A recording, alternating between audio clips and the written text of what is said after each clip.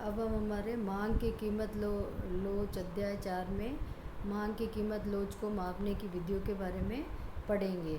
तो ये विधियों को पढ़ने के पहले हमें ये ध्यान होना चाहिए कि विद्या मापने का मतलब क्या है। विद्या मापने का अर्थ ये है कि जो श्रेणियाँ हमने समझी थी, उन श्रेणियों में जो मान बताया गया है विभिन्न प्रकार की श्रेणियों में, वो मान जो कीमत लोच को मापने की विद्या है उनसे हम ज्ञात कर सकते हैं। तो वो श्रेणियाँ किस प्रकार की थी? 5 प्रकार की थी, जिसमें सबसे पहली थी पूर्णतया लोचदार, जिसमें जो ईडी यानी मांग की लोच का जो मान है वो क्या आता है? अनंत के बराबर। फिर लोचदार जिसमें कि 1 से अधिक आता है। फिर बेलोच मांग है, फिर शून्य लोच है। तो इन सभी मानों को हम जो कीमत लोच को मापने की विद्या उनसे याद कर सकते हैं। तो सबसे पहली विधि तो है इसके अंदर आनुपातिक या प्रतिशत विधि, जिसमें सूत्र का उपयोग करेंगे। और दूसरी विधि है ज्यामितीय विधि, जिसमें ग्राफ से कर सकते हैं। और फिर तीसरी विधि है कुल व्यय विधि, जिसमें कीमत और कुल व्यय का संबंध के द्वारा हम जो ईडी है या लोच का मान है वो ज्ञात कर सकते हैं। तो सबसे पहले है मांग की कीमत लोच की जो मापने की विधि है वो है आनुपातिक या प्रतिशत विधि।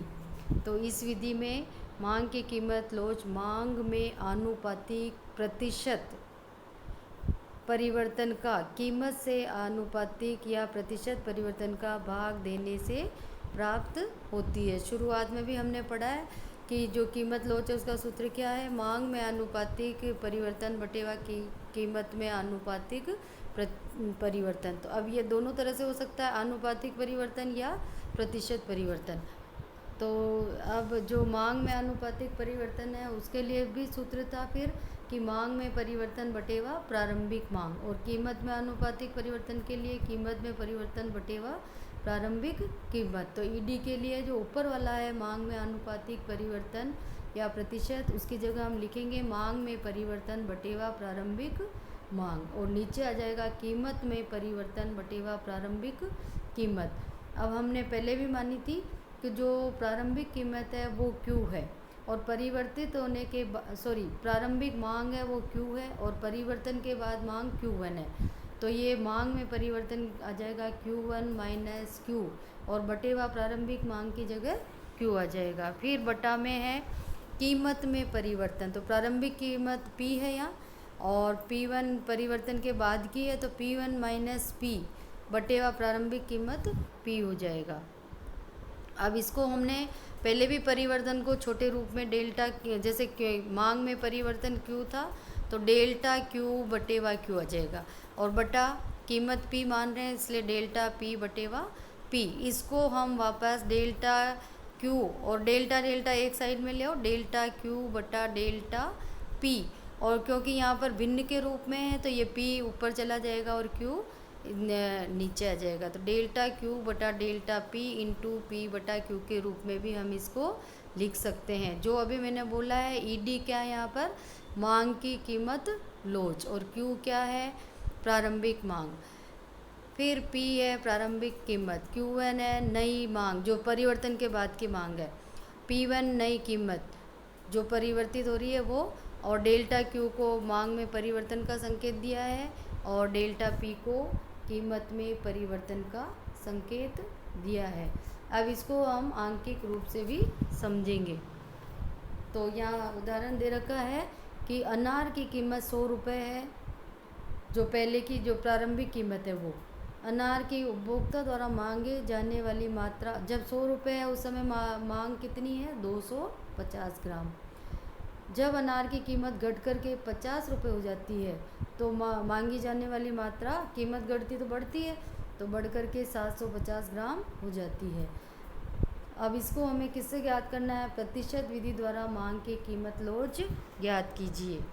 तो अब यहाँ सबसे पहले हम इसमें से जो जो हमारे सूत्र के अनुसार अंक है उनको हम लिखेंगे। सबसे पहले 100 क्या है यहाँ पर? प्रारंभिक कीमत, तो P हो गई 100 रुपये, और जो परिवर्तन के बाद कीमत को हम P1 मान रहे हैं तो वो है 50 रुपये।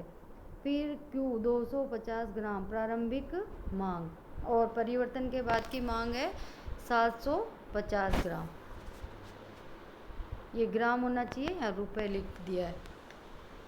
अब यहाँ इनको पहले परिवर्तन को ज्ञात कर लेंगे, कीमत का परिवर्तन और मांग का परिवर्तन। तो डेल्टा क्यू, तो क्या आ जाएगा ये Q1 माइनस क्यू, यानी 750 में से 250 घटाते हम तो 500 ग्राम आता है। फिर delta P, P1 minus P, तो इसमें ये नहीं है कि भाई 50 रुपये जो कम हो रहा है इसलिए वो 50 हो गया, तो यहाँ घटाएंगे, मतलब कमी कितने की हुई है 50 रुपये की, इसलिए परिवर्तन कितना हुआ 50 का, तो 50 आ जाएगा ये। अब यहाँ हमको सूत्र में लिखना है, ऊपर तो मांग में परिवर्तन बटेवा प्रारंभिक मांग, तो मांग में परिवर्तन कितना हुआ 500 बटा प्रारंभिक मांग है हमारी 250, फिर बटा में कीमत में परिवर्तन बटेवा प्रारंभिक कीमत, परिवर्तन कितना हुआ पहले 100 थी फिर 50 ही रह गए, यानी 50 कम हुए हैं इसलिए 50 आ गया यहाँ, तो 50 बटा प्रारंभिक कीमत यहाँ है 100। अब इसको हम गणितीय रूप से हल करेंगे तो 500 बटा 250, यानी 500 से 250 कितनी बार करता है 2 बार, एक तो ये विधि है, तो 2 बटा 1 आ जाएगा यहाँ पर, और नीचे आएगा 50 बटा 100, 50 से 100 काट सकते हैं, 50 से कम 50, 50 दूनी 100, तो ये होगा 1 बटा 2, तो ऊपर तो आ रहा है 2 बटा 1 और नीचे आ रहा है 1 बटा 2, तो इसको भिन्न को हल करने पर 2 बटा 1 भाजक 1 बटा 2 होना चाहिए यहाँ, तो ये हो जाएगा 2 बटा 1 इंटू 1 बटेवा, सॉरी 1 बटा 2 था, तो 2 बटा 1 इंटू वो 1 बटा 2 भी वापस हर जो है वो ऊपर जाएगा, अंश नीचे आएगा, तो 2 बटा 1 इंटू 2 बटा 1 होकर के 2 इंटू 2 4, तो ये आंसर आ रहा है हमारा मांग की कीमत लोच का 4 आंसर आ रहा है। तो ये तो हुआ हमारी कौन सा प्रतिशत या आनुपातिक विधि। अब दूसरे नंबर पे आती है ज्यामितीय विधि।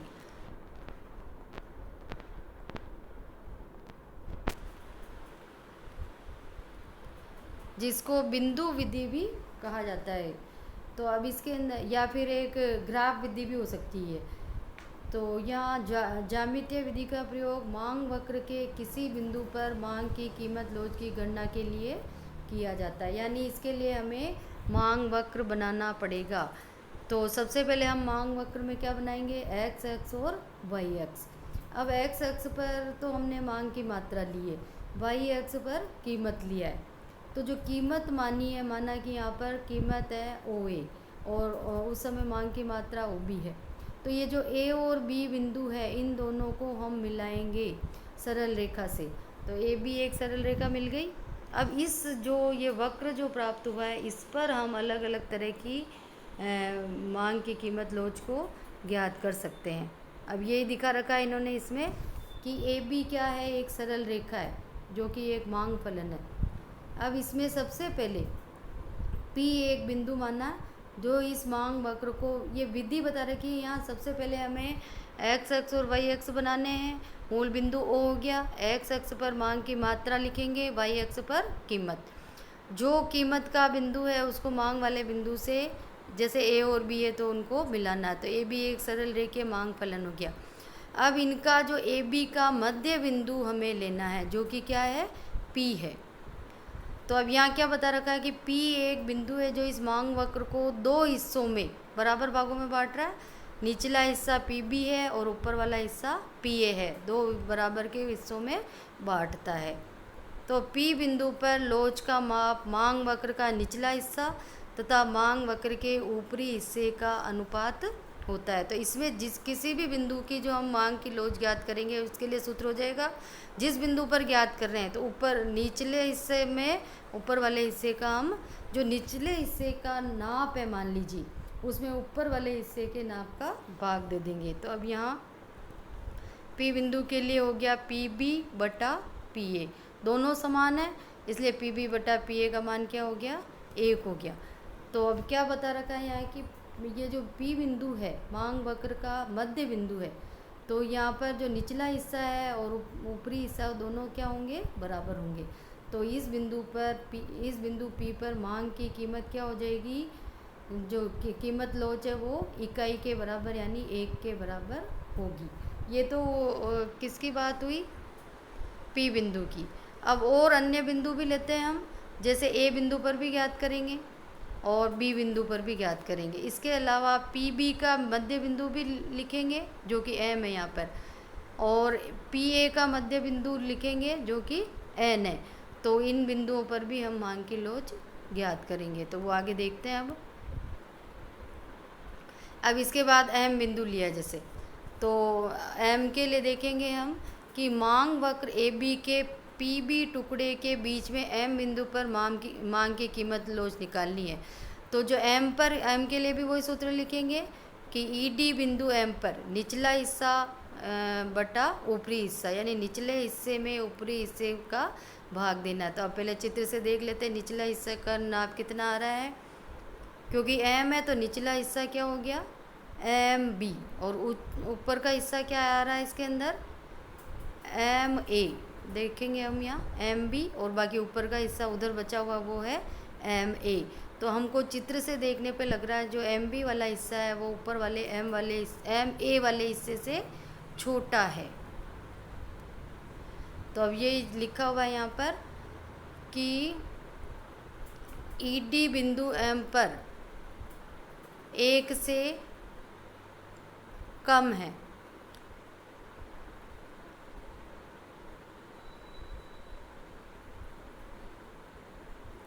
एम बी का मान एम ए से छोटा होने के कारण जो कीमत, मांग की कीमत लोच है उसका मान क्या होगा। अगर हम बड़े भाग का, किसी भी बड़ी संख्या का भाग छोटी संख्या में देते हैं तो क्या आता है, 1 से कम आंसर आएगा। इसलिए यहाँ पर ईडी का मान क्या हो जाएगा, 1 से कम हो जाएगा। अब इसके बाद बिंदु ले रहे हैं हम कौन सा, बी वाला। बी बिंदु ये नीचे नीचे है सबसे, तो यहाँ पर भी वही देखेंगे हम कि निचला हिस्सा बटा ऊपरी हिस्सा। अब बी के नीचे तो कोई हिस्सा है ही नहीं है तो उसका मान 0 लिख देंगे। ऊपरी हिस्सा पूरा ए बी है तो पूरा बड़ा भाग है वो, उसका नाप कुछ भी हो सकता है। मान लीजिए 10 हो, 20 हो, 5 हो, 7 हो, कुछ भी हो सकता है ए बी का मान। तो किसी भी संख्या का यदि हम 0 में भाग देते हैं तो आंसर क्या आता है, 0 आता है। इसलिए बी बिंदु पर जो है ईडी का मान या कीमत लोच, मांग की कीमत लोच का मान कितना आएगा, 0 आएगा। फिर अगला बिंदु लेंगे हम एन बिंदु जो कि ऊपर है। चित्र से देखेंगे, ये देखा हमने एम बिंदु पर एम बी छोटा भाग है और एम ए बड़ा है, तो एम बी में एम ए का भाग देंगे तो हमेशा ये 1 से कम आएगा। इसी तरीके से बी बिंदु को देखें हम वापस, तो बी पर जो निचला हिस्सा है वो 0 है और ऊपर हिस्सा पूरा ए बी इतना बड़ा है, इसका कुछ भी मान हो सकता है।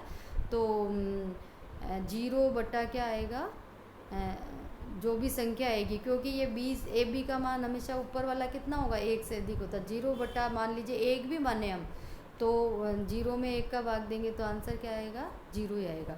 फिर अब अगला बिंदु लेते हैं एन बिंदु। तो एन बिंदु पर ईडी ज्ञात करने के लिए निचला हिस्सा देखेंगे हम तो एन भी हो गया, और ऊपरी हिस्सा देखेंगे तो एन ए हो गया। ये चीज़ यहाँ लिखी हुई है एन पर, एन बी बटेवा एन ए। तो हम वहाँ क्या देख रहे हैं कि एन बी वाला भाग एन ए से बड़ा है। इधर का जो भी मान आएगा वो नीचे वाली संख्या जिसका हम भाग देंगे उससे हमेशा बड़ा होगा। तो जो इस तरह के अंकों में जो आंसर आएगा वो 1 से अधिक आएगा। तो एन बिंदु पर ईडी 1 से अधिक होगी या होती है। अब बिंदु कौन सा बचा हमारा, ए बिंदु। ए बिंदु पर भी हम वही सूत्र लगाते हैं, निचला हिस्सा बटेवा ऊपरी हिस्सा।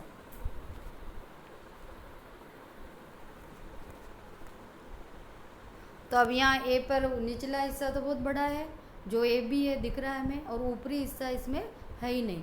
तो मान लीजिए हम लिखते हैं कि निचला हिस्सा ए बी बटेवा ऊपरी हिस्से को हम क्या लिखेंगे, 0 लिखेंगे। तो अब यहाँ क्या होगा, माना कि ये ए बी वाला जो हिस्सा मान लो इसको 1 से शुरू करते हैं, तो निचला हिस्सा 1 हो गया। 1 बटा 0 भी यदि हम लिखते हैं तो 0 का भाग किसी भी अंक में, 1 की जगह ए बी भी लिख सकते हैं, कुछ भी अंक हो सकता है। तो ए बी बटा 0 होगा तब भी आंसर क्या आएगा, क्योंकि 0 का किसी अंक में भाग देने पर आंसर आता है अनंत। तो ए बिंदु पर जो ई डी का मान है वो कितना होगा, अनंत के बराबर होगा। ये चीज़ यहाँ लिखी हुई है। ये लिखा हुआ है यहाँ कि ए बिंदु पर मांग की लोच ज्ञात करेंगे तो निचला हिस्सा बटा ऊपरी हिस्सा बी ए बटेवा 0, और ये किसके बराबर होगा, अनंत के बराबर। तो ए बिंदु पर मांग की लोच कैसी होगी, अनंत होगी। तो अनंत वाला का नाम हम क्या देते हैं, पूर्णतया लोचदार। ठीक है।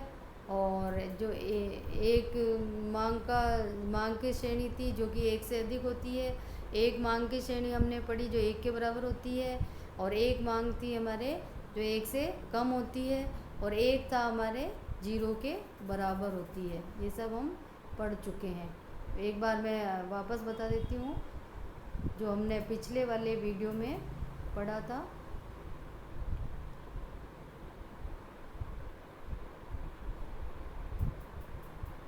ये पांचों इस आए हैं उसके अंदर। पूर्णतया लोचदार, तो बिंदु ए पर पूर्णतया लोचदार है उसके अंदर, और लोचदार जो ईडी से अधिक वाला बिंदु था जो एन बिंदु था हमारा, और ईडी बराबर 1 जो पी वाला बिंदु था। ईडी 1 से कम बेलोच मांग थी जो हमारा पी के बाद वाला बिंदु वो एम था, और शून्य लोच बी वाला बिंदु था। तो इस तरह से हम विभिन्न श्रेणियों वाली जो भी मांग की कीमत लोच है उनको किस विधि से ज्ञात कर सकते हैं, ज्यामितीय या बिंदु या ग्राफीय या वक्र विधि से कर सकते हैं। अब तीसरी आती है हमारी कुल व्यय विधि। अब इस विधि में क्या होता है, जो कीमत में परिवर्तन होता है, कीमत के परिवर्तन के बाद जो मांग में परिवर्तन होता है उनकी तुलना की जाती है कि कीमत में परिवर्तन के बाद मांग में परिवर्तन होगा, और उससे कुल खर्च में परिवर्तन होता है। विधि का नाम क्या है, कुल व्यय विधि। इसलिए इस विधि में कीमत में परिवर्तन और कुल खर्च में परिवर्तन की तुलना करके हम बता सकते हैं कि मांग किस प्रकार की है। तो सबसे पहले इस विधि के अनुसार कीमत में परिवर्तन के फलस्वरूप कुल खर्च में परिवर्तन के आधार पर मांग की कीमत लोच मापी जा सकती है। और यहाँ मार्शल के अनुसार मांग की कीमत लोच 3 प्रकार की होती है। तो तीनों कौन कौन सी है यहाँ, लोचदार मांग, एकिक यानी एक वाली, और बेलोचदार मांग। अब सबसे पहले लोचदार मांग किस स्थिति में होगी, यदि कीमत में थोड़ी सी कमी करने से कुल खर्चा बढ़ता है या कीमत को थोड़ा सा बढ़ाने पर कुल खर्च घटता है तो मांग कैसी कहलाएगी, लोचदार कहलाएगी। तो अब हम देखेंगे कि कीमत के परिवर्तन पे जो खर्च है उसके परिवर्तन में क्या चेंज आ रहा है, पहले कैसा खर्च था और उसके बाद खर्च घटा या बढ़ा, किस तरह से है। तो यहाँ ये एक उदाहरण दे रखा है कि बीकानेरी भुजिया की कीमत 90 रुपये प्रति किलोग्राम है। इस समय भुजिया की मांग है 400 किलोग्राम। तो इसका कुल खर्च हम निकाल लेंगे। 1 किलोग्राम का 400 है तो 90 का 90 इंटू 400 हो गया 36,000 रुपये। अब यहाँ पर जब कीमत घटा रहे हैं, कीमत घट कर माना 80 रुपये हो गई, तो इस समय मांग बढ़ कर के 550 किलोग्राम हो जाती है। तब कुल खर्च कितना हो गया, 80 इंटू 550, और ये आ रहा है 44,000। तो अब यहाँ क्या देख रहे हैं हम, पहले खर्च 36,000 था और अभी खर्च बढ़ कर के 44,000 है। तो कीमत के घटने पर कुल खर्च बढ़ा है। ऐसी स्थिति में मांग की कीमत लोच इकाई से अधिक होगी।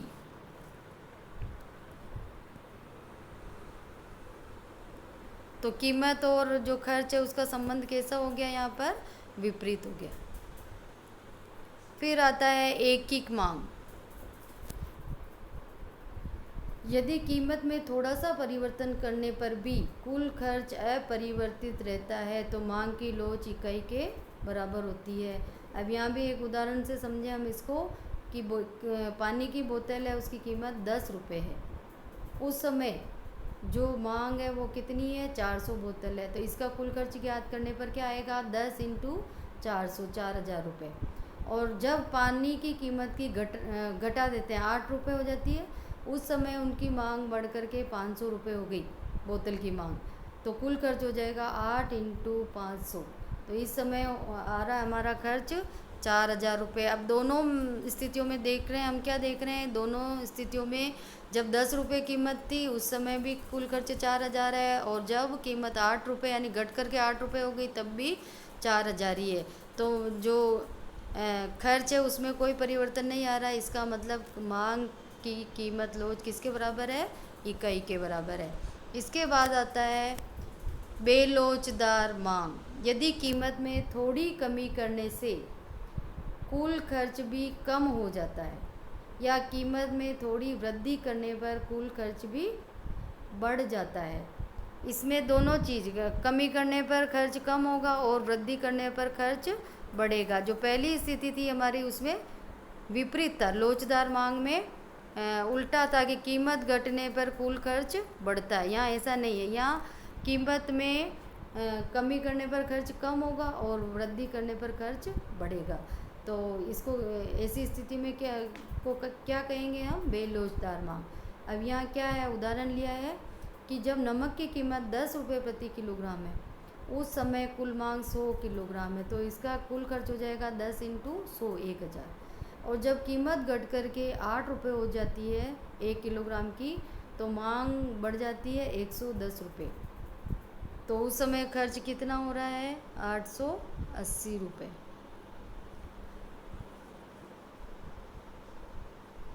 यानी कीमत घटने पर खर्च क्या हुआ, कम हो गया। तो मांग की कीमत लोच को हम कैसा आएगा, उस समय इकाई से कम आएगी और कम होगी, और इसको क्या कहेंगे हम, बेलोचदार मांग। क्योंकि नमक की कीमत कम होने पर कुल खर्च कैसा हो रहा है, कम हो रहा है।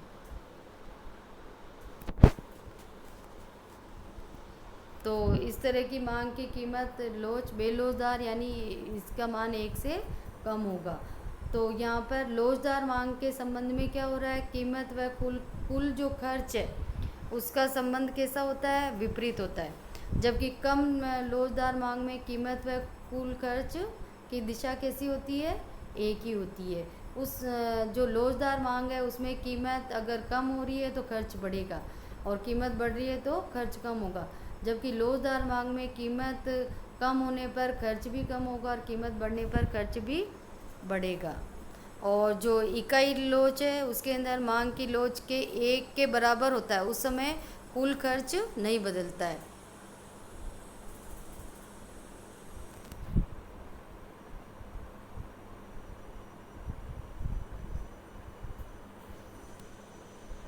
अब इस पे भी एक संख्यात्मक प्रश्न है जो हम समझेंगे। पहला है इसमें, जब किसी वस्तु की कीमत 11 रुपये प्रति इकाई है तब उपभोक्ता उसकी 8 इकाई खरीदता है।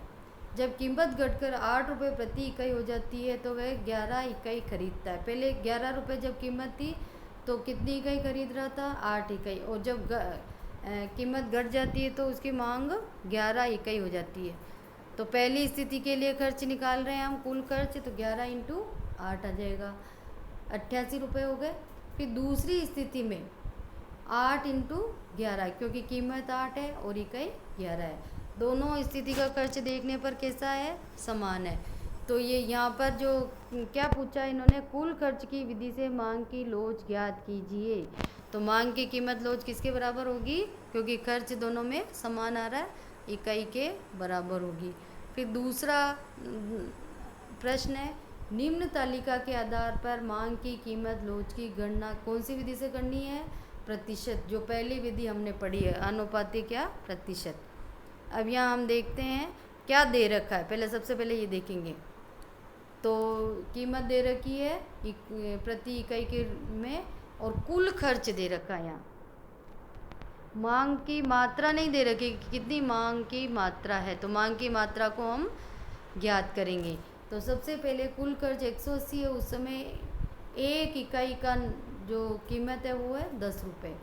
तो यहाँ पर मांग ज्ञात करने के लिए 180 में हम 10 का भाग देंगे,